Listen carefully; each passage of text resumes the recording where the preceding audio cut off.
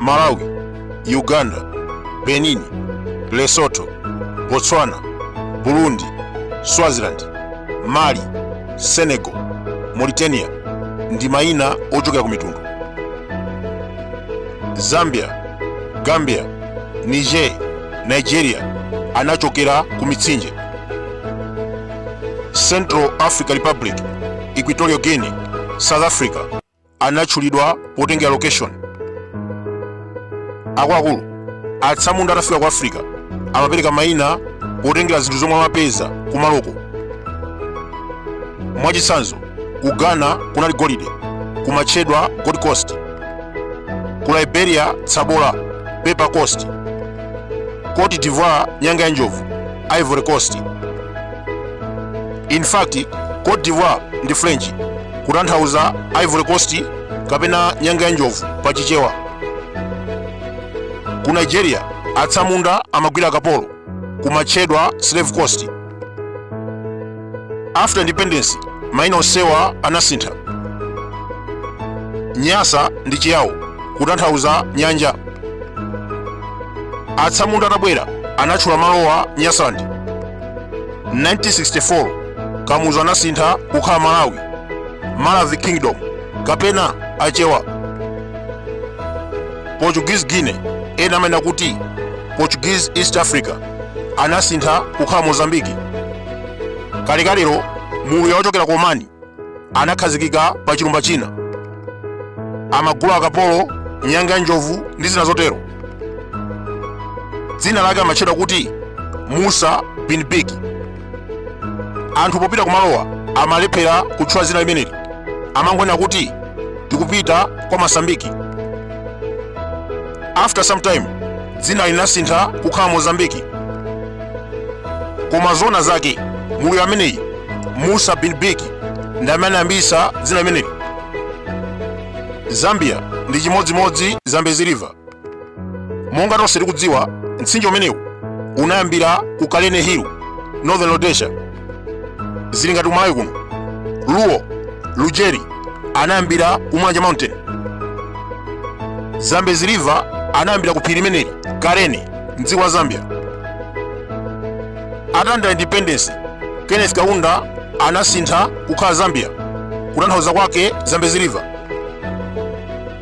Akuluakulu, kalekale kunali mfumu ya mphamvu Nyatsimba Mutota. Amamanga nyumba zolimba za miyala zimatchedwa kuti Great Zimbabwe. 1980 Robert Mugabe anasintha Southern Rhodesia kukhala Zimbabwe. Kerinyanga ndi second largest mountain ku Africa. Mtundu wa Kikuyu umakhulupirira kuti mulungu wawo Ngai amakhala komweko.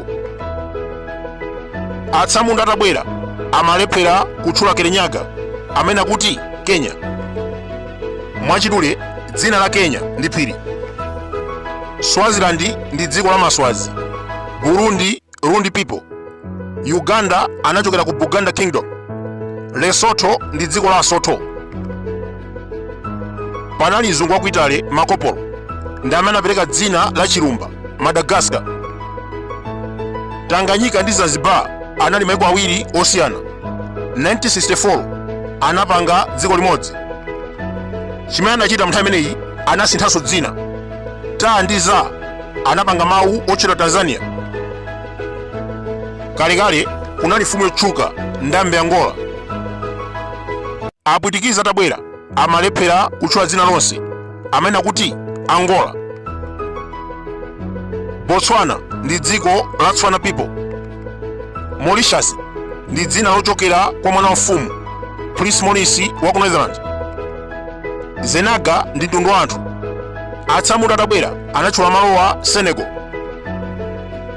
Sierra Leone linachokera ku phiri lotchedwa Mount Lion. Kudera limenelo kalekale kunali phiri, ku phiri kumeneko kumapezeka mikango ndi kumatchedwa kuti Mount Lion. Atsamunda atabwera anakhazikitsa dziko limeneli kukhala Sierra Leone. Niger River ndi umodzi mwa mitsinje yayikulu, third largest in Africa. Mayiko a Niger komanso Nigeria anatenga dzina kuchokera ku mtsinje umenewu. Ambiri akhala kudabwa. Pepper Coast anasintha bwanji kukhala Liberia. Kalekalero James Monroe, president wa ku America, analokwiya kwambiri ndi business ya ukapolo. Anamula apolisi akaona akapolo ku America azawagwira ndi kuwatumiza ku Paper Coast. Akapolo ambiri akagwidwa ku Malawi kuno, akagwidwa ku Zimbabwe, ku Angola ndi madera ozungulira, akapita ku America. President ameneyu James Monroe amatuma apolisi kuti agwireni mwabweze ku Africa, ndi anakhazikitsa malo amenewa Paper Coast kumene amatumiza anthu amenewa. Popita nthawi anasintha dzina kukhala Liberia, kutanthauza liberation kapena ufulu wa akapolo. Ngakhale capital city Monrovia amalemekeza James Monroe, dzina limeneli Monrovia linachokera kwa mkulu ameneyo president wa ku America James Monroe. Anakhazikitsa Liberia kukhala dumping site ya akapolo. Akuluakulu 1800 nduna ya ku France Jean de Seychelles inachita colonize.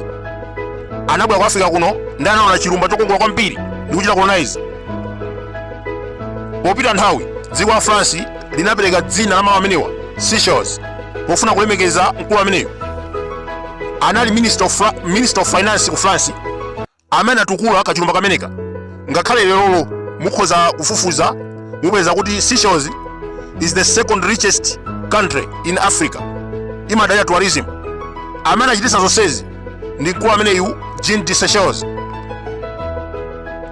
Bible limatiuza kuti Ethiopia anali mwana wa Kushi. Lero tili ndi dziko lotchedwa Ethiopia. History is the best teacher.